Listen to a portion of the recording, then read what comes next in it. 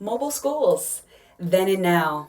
Hi everyone, I'm Molly Lucas Green, and I am the CEO of Infinite Inquiry Incorporated. Today we are going to interview several of the students whom I taught for multiple years back before the last decade turned.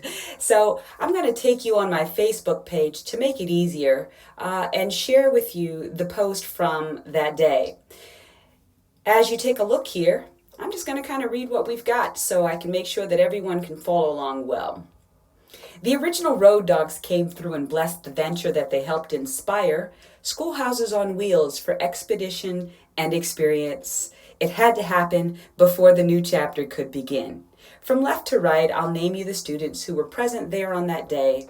Tye Taylor in the rear row, Javis Brown, Christian Quinones, Robert Douthit, and Robert Elias Stradford. Front rows, Sandra Smith, Charles Swinney, and Carrington Estrada. Molly's in the front.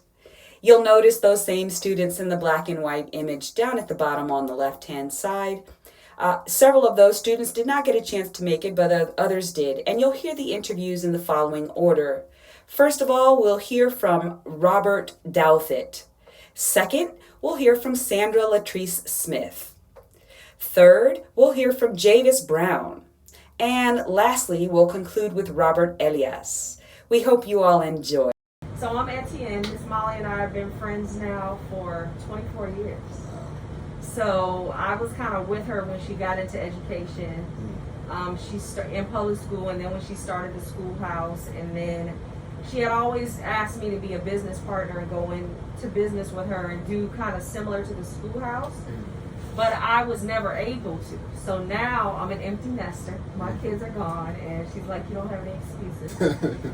So this is how we ended up here together. We are now in a space where, well, I'm in a space where now I can actually venture out and do this with her. And you know Miss Molly, she came up with this idea of this mobile school. Taking what she did at the schoolhouse when you were with her, and then putting it on a bus. Other than that, I'll just give you a chance to kind of say who you are, the years that you were with Miss Molly, and we'll kind of just go from there. Well, I'm Robert Douthit.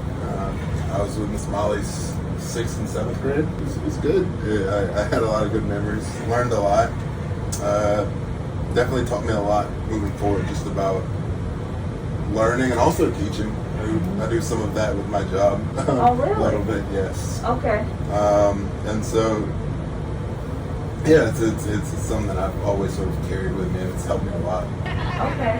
And was it difficult for you to transition from elementary school and then to Miss Molly for middle school? Not really. I mean, it's always going to be that kind of transition from elementary to middle. So it was. The transition to wasn't as much of a thing. The transition from for that last year of middle school was kind of weird, just because it's just kind of like overload and everything. I'm just back in that kind of conventional setting. You know, right. Fights down the hall, right. And you go into detention and football games and all that kind of thing. It was just definitely an adjustment. What about academically and socially? Did you feel like you were prepared or well-rounded? Like that experience definitely taught you something? Oh yes, I definitely think that it helped me academically and socially. Academically, in that it really like pushed me to go that extra mile, not to just answer the question, but to like sort of like look past it and see like what else, like why, you know what I mean? Like 2 + 2 is 4, but like why? Like go that extra step. And socially, just to really like at that age, you know, like middle school is just like it's a very weird. It's a weird time, and it really helped me sort of as a person kind of not come to terms with who I am like socially, but like really kind of own it, I guess, and just not be afraid to just be myself in all kind of settings. And that's a beautiful thing. Yeah, that's something that we need constantly to remind ourselves. And yeah, it's just like just not to have to feel like you have to sort of cornhole yourself, like fit yourself into a certain box. Right. You can be you, exactly. And it's okay to be you. Yes. Yeah. So one of my biggest memories was like traveling and just doing that kind of doing like our cross country trip and still like learning and doing that. It seems like with the bus, you guys have really turned that up to 11. And just take it to its. I was like, yeah. So I'm excited to see what you guys do with it going forward, because that was really like the sort of penultimate experience of that for me personally. And so just seeing this kind of stuff, where it was just us in the SUV before, now just seeing this, I'm honestly kind of mad now. I like that. What happened? I feel slighted, right? Right. I know the chairs go up and like the legs like a recliner that opens up to a bed. Like, yeah, it's really cool. Even when we've tried like different lessons and apps and different things, it's really cool on here. The sound system, it's nice. I was like, wow, we gotta stop calling this a bus. People are gonna be confused. I feel like I just stepped on the Enterprise. Right, or something. But that's good to hear. Okay, so that means that you'll keep recommending us Yes. to different people. Other than that, I just appreciate you being willing to share your experience. I know you came here not knowing that you'd be doing that. It was kind of like an aha moment, like, wow, you're going to have people here. You're kind of doing a get together with people that you've taught. This would be a great time to just interview them on their experience. Makes sense. If you could change anything or add something to it, what would it be as far as the experience? Or recommend or do something different, or something that you'd like to see more of, less of? Just feedback for us as we move forward. I honestly wouldn't change anything. It was a really good time. That's a beautiful thing. I have good memories about it, and it's definitely helped me a lot. So Okay. just keep on going. Okay, so if you had children, do you have children of your own? No. Okay, everybody's like, no. If you did have children of your own, would this be a concept or a type of school that you would look into for your Definitely, children? 100%. I'll let you share your story. Okay, well, I'm Sandra. I'm probably the youngest one here because I started pretty much at a younger age. I believe it was 2nd grade I started, and then I did that from 2nd all the way until middle school with her, and I would say the experience with her was amazing. Okay. Is this even recording? Is it recording? I don't think it's recording. Yes, it is. Oh, Red it's Dad's recording. recording. Okay. Put it on me, okay? Don't put it directly on me, but put it on me and everybody. I came from a background of like dyslexia. I have really bad ADHD. I actually did not like school at a point, and my mom was really looking for someone that I can use my hands-on learning to my best abilities. And public school has never been the way to go for me. It just limited me as a person and my personality. So we found Miss Molly. And of course, she's the best teacher you can ever imagine. She is. Because she gave me the freedom to learn also with her, but also express myself in other ways. I'm Sandra. Okay, go move, go. I'm a star of the show. So for me, didn't want to do work. So she was like, okay, Sandra, I didn't really know how to like spell because I'm dyslexic, and she would help me on those aspects. Instead of spelling and writing it out, she was like, can you speak it to the class? Speak your ideas. And she really helped me basically to use my vocabulary more. And she also taught us Spanish with everything that we did. It was just a very fun, beautiful So she experience. gave you alternatives. Yeah, she gave us and ways that alternatives. you could learn so that you could feel successful. Exactly. So I'll let you introduce yourself. I'm James Brown. You were with Miss Molly for how many years? 3. 3 years. From 6th to 8th grade. The best years, middle school. Yep. Now, Miss Molly has transitioned from being like a schoolhouse Right. to a mobile school, Mm-hmm. with the emphasis on being able to go out and go places and be able to touch and learn, and that whole concept that you were speaking to. What do you think about that? She did it with us to an extent. Like there were days where we didn't go to the schoolhouse much, or we would start the day at the schoolhouse, pack what we needed, make our lunches, and we'd hit the road. But with the bus you guys have now, it's not even really necessary. You've got a kitchen here, so y'all can pick them up and just straight go. But it was a good experience. learning about Lewis and Clark, and the trail that they took, and then actually going to take a version of that trip, I'll never forget it. My name is Robert. I'm, I guess, the second Robert because Robbie was older than me. I went by Elias because that's my middle name, so that's how we differentiated. But my name is Robert. I was with Miss Molly from, I want to say I onboarded in 6th grade, and then I was there like, no, I have the timeline all messed up. Think about how old you were. I want to say that I was definitely like 10 to my teens. So Okay. 10 to 13, I want to say. So you were with Miss Molly for what, about 3 years, 4 years? Yeah, about 3 or Okay. 4 years. Okay. We had these forces like this. So what are you guys doing? Making a movie. Usually 10 is 5th grade. Yep. Yeah, So you were probably finishing up elementary, moving into, I know Miss Molly wasn't caught up on grades. Right. So we had. So yeah, so you had that wiggle room. Exactly. Okay. I think that's about right. How was your transition from elementary to going to this type of program? Yeah, I remember in elementary school I don't know whether, because I moved school systems a lot, so I guess I had a lot of different experiences with different learning and teaching environments, different school districts more specifically, I think. So I think in Georgia, the one that I was used to, it was very, like, of course I was the only black kid in the class, and I was always having discipline issues, and it didn't seem as though I was comfortable and that I was in a good space to where I felt comfortable as a kid, because, you know, I'm literally getting into things with teachers, students sometimes, and I'm falling behind in like certain classes as well. So transitioning to, I guess, the Schoolhouse program kind of gave me like an incubator, for lack of a better word, to kind of spread my own wings and really, I guess, utilize the smaller learning environment, because that was another big problem for me. I don't really do big settings or big class sizes too well, and that's all you get in public school. Yeah. So it was really, I guess it gave me the space to really kind of like blossom and come into myself and come into my curiosity. When I say come into myself, it's still a journey, but I guess that's all I've done. I've done private, I've done public, I've done charter. That's the biggest thing with children. You Right. know what I mean? Yeah. Is you are confined. yeah, And everything has to be a certain way. exactly, And it's so difficult for kids that are just built differently. exactly.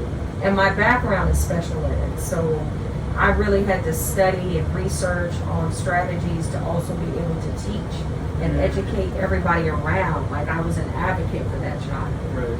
to be able to help them learn in that environment. So I get it. Yeah. No. I get it. Confined. Yeah, confined Yeah. is really the word. It feels Right. like you're suffocated in some instances. Long way. Not bad, the cloud forest. That's crazy. Oh my god.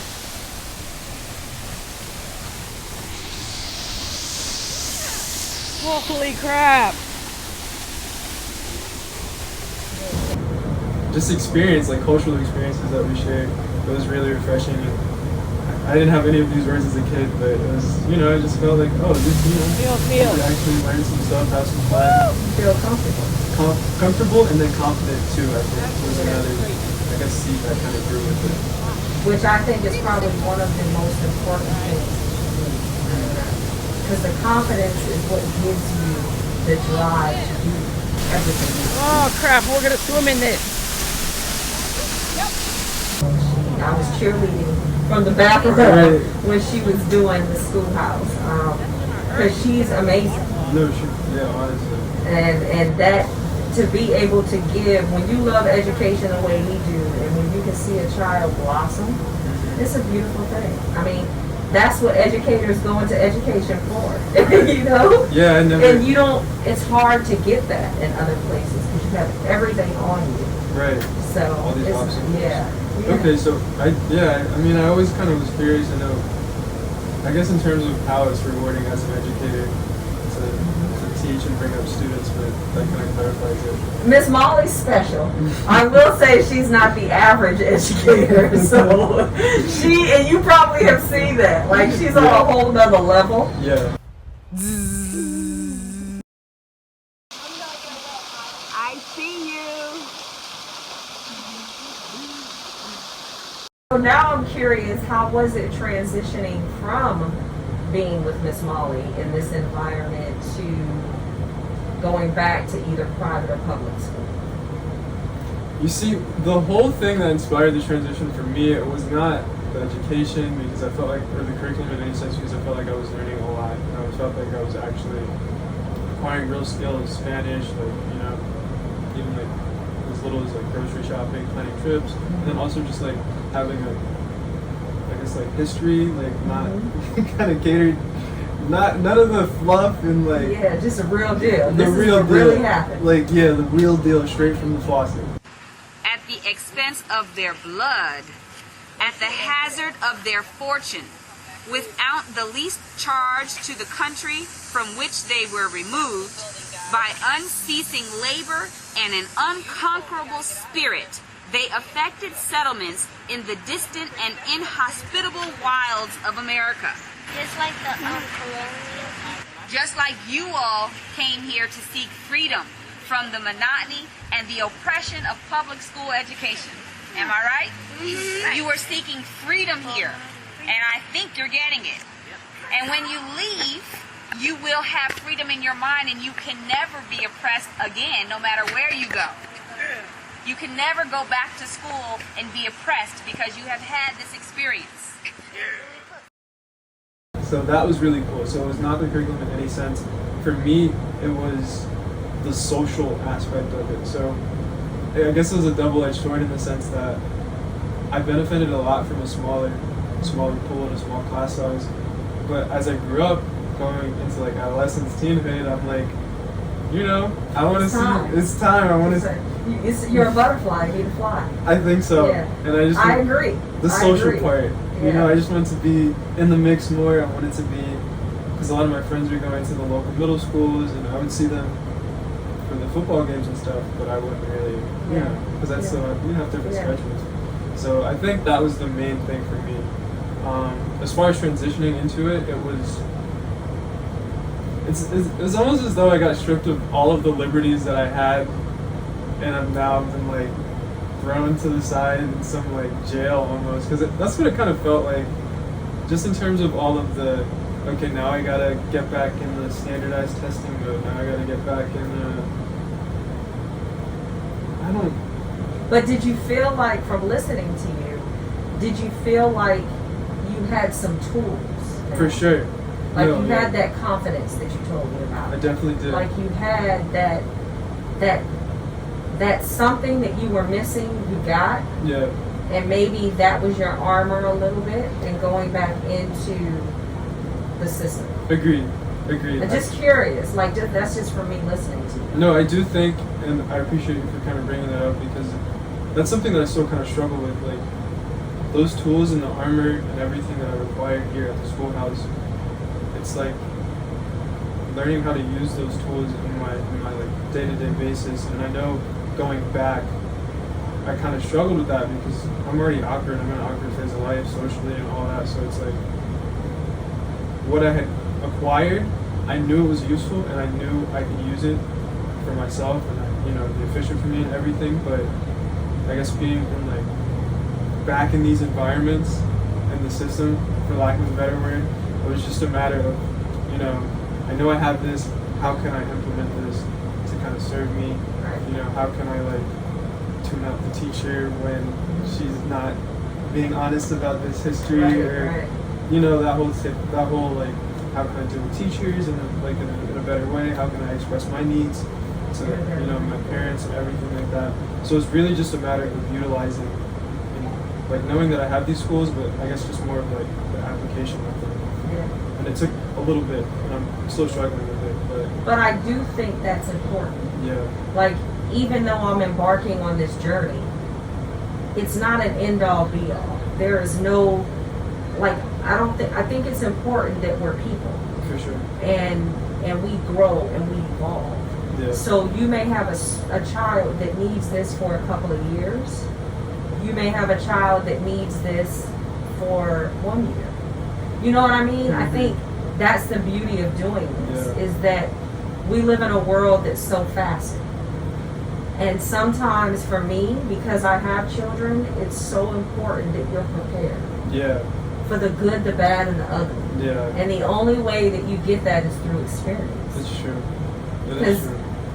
I think that's why Molly was so successful. And I've heard it from everybody that I've interviewed today, is the hands-on piece. Yeah. You know what I mean? It's like if you don't do it and experience it, I can't talk to you and explain it to you. Exactly. That's why these conversations are so powerful. Oh, yeah. You know what I mean? Yeah. Because when I was talking to her and, you know, helping her behind the scenes or us planning to do this, Yeah.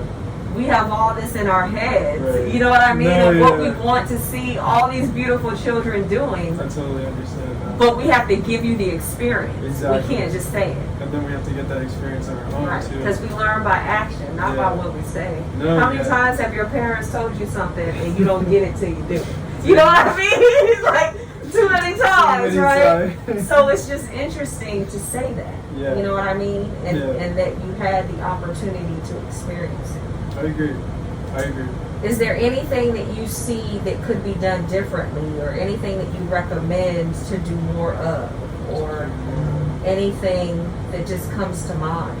Like for us, so that we can make it even bigger and better. Right. I'm trying to think. At the moment, I'm not so good on the spot, but at the moment I don't have anything. But I know that like It's okay, nobody did. Everybody was like, I wouldn't change nothing. So, I mean, it's okay. Because I really enjoyed it. I enjoyed the whole damn thing. All right, let's bow our heads and pray for the first day of school. Lord, thank you for calling Ettienne and I to this field and taking care of your babies.